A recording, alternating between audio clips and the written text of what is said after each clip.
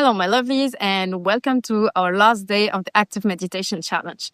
Today is our Soul Sustained Saturday, where we dive deep into the self through psychology-based scientific frameworks to understand and align with our true selves in order to live a truly intentional life. This is an internal kitchen kind of work, so I'm filming this from my kitchen. I want to talk to you about two important concepts: the self concept and the values clarification and alignment concept that allow us to answer the questions: who am I? What do I stand for? And which values my life reflects. The frameworks that I'm about to present to you are tools that I found to be very useful in my own journey, and I hope they bring more clarity and understanding to yours. It's safe to remind ourselves that we are ever-evolving beings, and the answer to these questions will inevitably evolve as we go. So it's important to keep them in mind and answer them again, especially in times of big confusion and big transitions, to make sure we stay aligned at all times. If you don't know who you are, how can you know what you truly want? And if you don't know what you want, how can you ever feel satisfied, aligned, or even free? We live in a world obsessed with doing, achieving, and proving, but very few of us are ever taught how to be, how to know ourselves deeply, or how to care for the architecture and operations of our own mind. So let's change that starting now. Your self-concept is the mental blueprint of who you believe you are. It includes your identity, roles, personality, traits, your memories, past emotional experiences, and how you've made sense of them, your beliefs and narratives about the world and about yourself, and your values, what matters most to you. In psychology, several models describe the self. Carl Rogers spoke of the real self versus the ideal self and how mental health improves when these two align. Social psychology distinguishes between the individual self, such as personal traits and goals, the relational self, represented through our roles and relationships, and the collective self, made of group identities and collective societal values.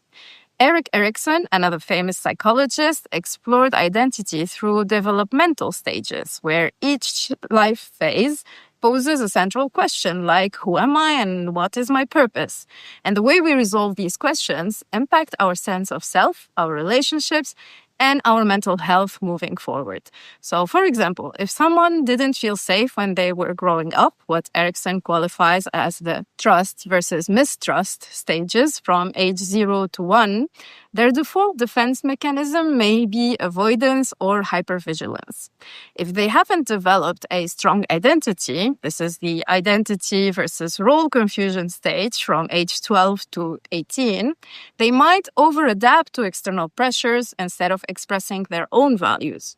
You can find a brief summary table of Erikson's stages of development and their corresponding core conflicts and questions under the video if you're curious to know more about this. But let me introduce to you one of the most insightful practical frameworks of self-concept that I have come across. Dr. Paul Conti, a psychiatrist and trauma specialist, presents the structure and function of self as two foundational pillars shaping our mental health. These pillars influence how we relate to both ourselves and the world. And they directly shape two essential human capacities: agency, the sense of control you feel over your life, your ability to direct your thoughts, make conscious choices, take effective action, trust yourself to handle what life throws at you. And then we have gratitude, the appreciation of your lived experience, both the extraordinary and the mundane, the chosen and the unexpected, the joyful and even the painful. According to Dr. Conti, our capacity to feel peace, contentment, and delight in life emerges from strong, healthy senses of agency and gratitude. So when we talk about mental health, it's not just about the absence of mental illness, anxiety, depression, or burnout. It's about the presence of something much bigger: stable, flexible self, one that can meet life's challenges without losing direction. In simple terms, mental health is your ability to cope with life's stresses, work productively, love openly, and stay engaged even when life gets hard. Let's break it down.